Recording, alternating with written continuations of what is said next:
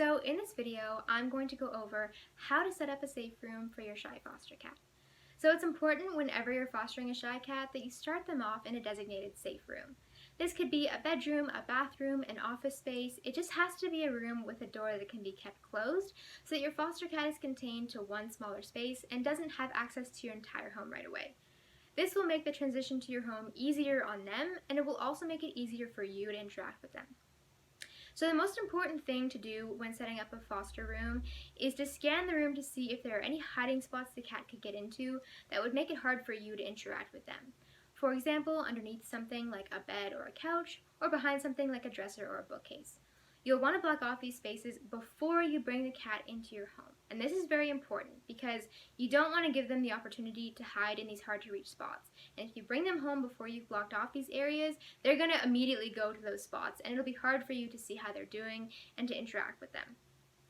So to block off these spaces, you can stuff some blankets or towels or pillows into them, but make sure when you're doing this that you pack the spots all the way to the back, because otherwise the cat will be able to push their way past the initial barrier and access the spot anyway. So you just want to make it completely inaccessible to them by really packing it full with blankets and towels and all that sort of stuff.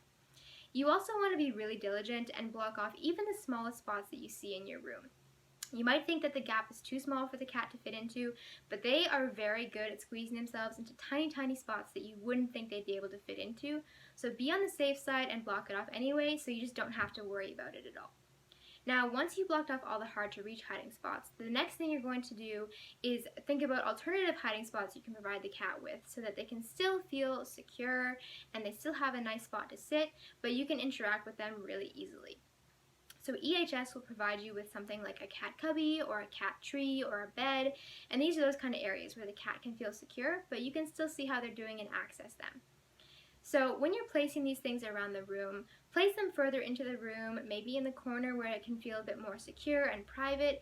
Just make sure not to place these things right next to the door, because the cat's going to feel nervous sitting there if they can hear all the noises coming from outside of their room. If you can, you'll want to provide the cat with some higher spaces to sit and some lower spaces, because some cats prefer one over the other and others like both, so it's nice to give them options if you can. So a higher spot could be just a bed on a table, a lower spot could be a cat cubby in the corner of the room on the floor, and you want to just provide them with as many comfortable spots around the room as you can so that they can pick and choose where they feel most comfortable. Now, the other things that you might have in the safe room are a scratching pad or a scratching post. Again, you're going to want to place these further away from the door so the cat actually feels comfortable using them. You're also going to have a litter box in the room, and again, place this further from the door so the cat feels okay about going into the litter box. They're not scared off when they hear noises outside.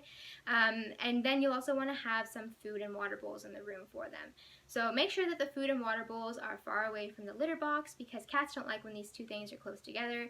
And for the first little while that you have the cat, you want to have the food and water bowls close to where they're hiding so that they don't have to venture very far to get their food and water, and you know that they will actually feel comfortable enough to eat and drink because the food and water is right there by them. You also want to evaluate the window situation in your room. Take a look at your windows, make sure that they're fully closed, they're properly secured, and if you're thinking eventually down the road that you might want to open the windows, you'll want to make sure that the screens you have in there are really sturdy and secure. If you have old, worn out, wobbly screens, or if you have no screens at all, you don't want to be opening the windows at all, ever.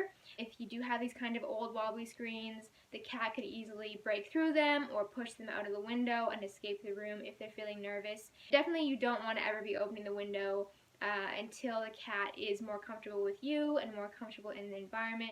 So those are really the basics of setting up your safe room for a shy cat. Really the most important thing is to block off any potential spots you could see the cat getting into. Even if you think they're too small, block them off anyway.